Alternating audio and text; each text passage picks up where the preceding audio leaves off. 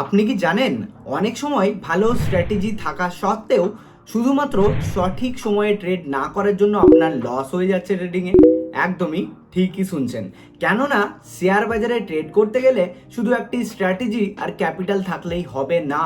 আপনাকে জানতে হবে বাজারের মুভমেন্ট কোন সময়ে সব থেকে ভালো থাকে, কোন সময়ে সব থেকে বায়ার সেলার্সরা অ্যাক্টিভ থাকে, আর আপনার যেন ট্রেড আপনি করে ফেঁসে না যান। সো গাইস, আজকের এই ভিডিওটিতে আমরা জানবো যে ভারতীয় শেয়ার বাজারে অর্থাৎ এনএসই আর বিএসসিতে ট্রেড করার জন্য সব থেকে সঠিক সময় কোনটি আর কেন সেই সময় গুরুত্বপূর্ণ, এবং পাশাপাশি আমরা জানবো নতুন ট্রেডারদের কোন সময়ে ট্রেড করা উচিত।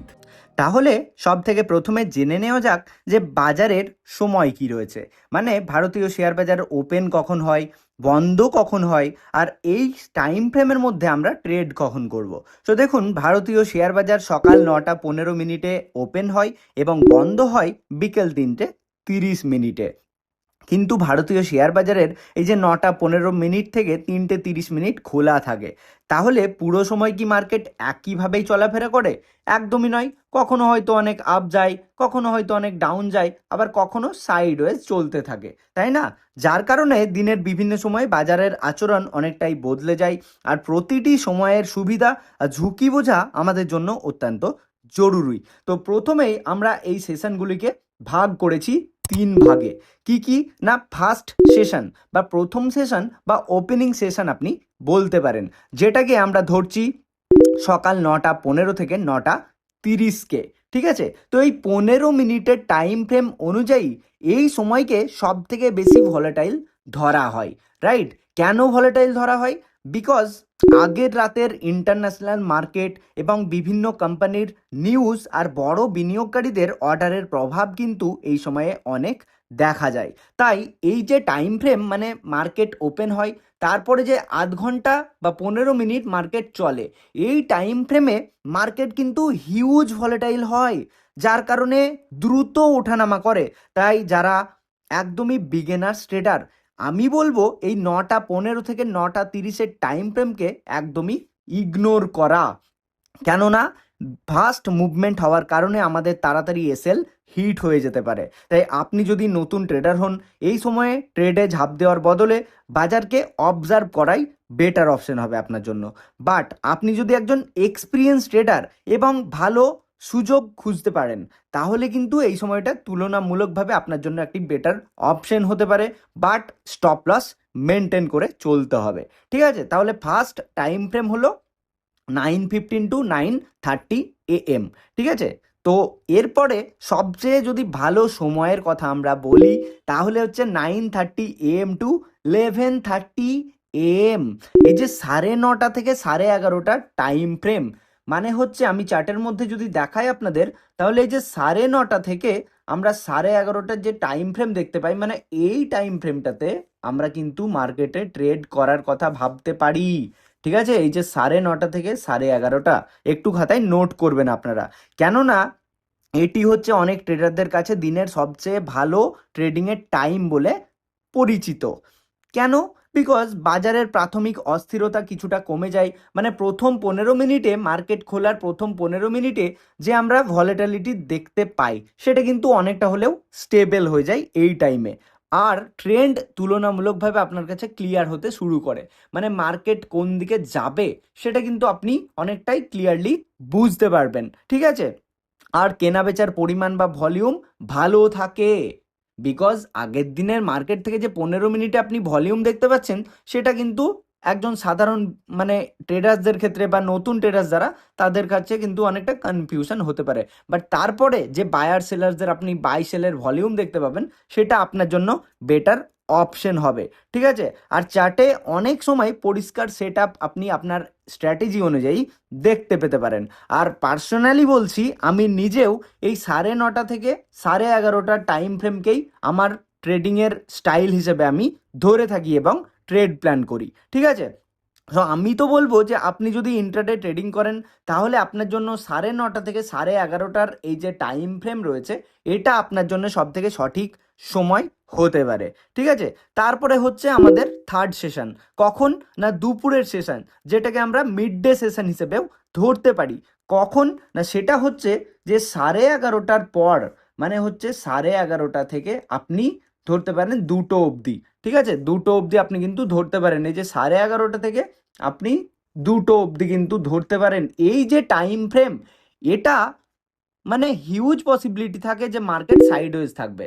দেখুন এই যে পুরো জায়গাটা আমরা দেখতে পাচ্ছি, কোনো মুভমেন্ট দেখতে পাচ্ছি আমরা? একদমই মুভমেন্ট দেখতে পাচ্ছি না। মানে আমরা আগে যে পরিমাণে মুভমেন্টটা দেখলাম মার্কেটে, দেখুন এই যে এই জায়গাটাতে আমরা আপস অ্যান্ড ডাউনস দেখলাম, মানে কখনো মার্কেট ওপরে গেল, কখনো নিচে গেল, এই যে একটা ভালো মুভমেন্ট পেলাম। ট্রেডিংয়ের জন্য কি দরকার আমাদেরকে? মুভমেন্ট দরকার। বাট সেই মুভমেন্টটা আমরা কিন্তু মিড টাইম ফ্রেমে পাচ্ছি না। এই যে এই সময়ে কিন্তু আমরা সাইডওয়েজ মার্কেট দেখতে পাচ্ছি, তাই না? যার কারণে কেউ যদি ভাবছেন যে 11:30টা থেকে 2টো পর্যন্ত ট্রেড করবেন, আমি তো বলবো যে এই টাইম ফ্রেমটাও আপনারা ইগনোর করুন। এই টাইম ফ্রেমটা শুধু তাদের জন্যই ফেভারেবল যারা অপশন সেলিং করবেন। কেননা অপশন সেলিংয়ে প্রিমিয়াম ডিকে হয়, আর যত ডিকে হয় তাহলে অপশন বায়ার্সদের টাকাটা কিন্তু অপশন সেলার্সরা পেয়ে যায়। যার জন্য অপশন সেলিংয়ের জন্য আমি বলবো সব থেকে সঠিক সময় হতে পারে 11:30টা থেকে 2টো অবধি। ঠিক আছে, এই টাইম ফ্রেমটা মেনে আপনারা ট্রেড করতে পারেন, রাইট? এবারে আসি তাহলে আমরা ক্লোজিং সেশন বা লাস্ট যে সেশন থাকে সেটা কত, সেটা আমরা 2টোর পর ধরে চলবো। মানে 2টো 2:30টা থেকে পুরোপুরি মার্কেট বন্ধ হয় 3:30 PM মতো। ঠিক আছে, এখানে কিন্তু আগের মার্কেট কিন্তু ভলেটাইল হয়, আর আপস অ্যান্ড ডাউনস আমরা চার্টের মধ্যে দেখতে পাই। ঠিক আছে, তাহলে কি বুঝলেন?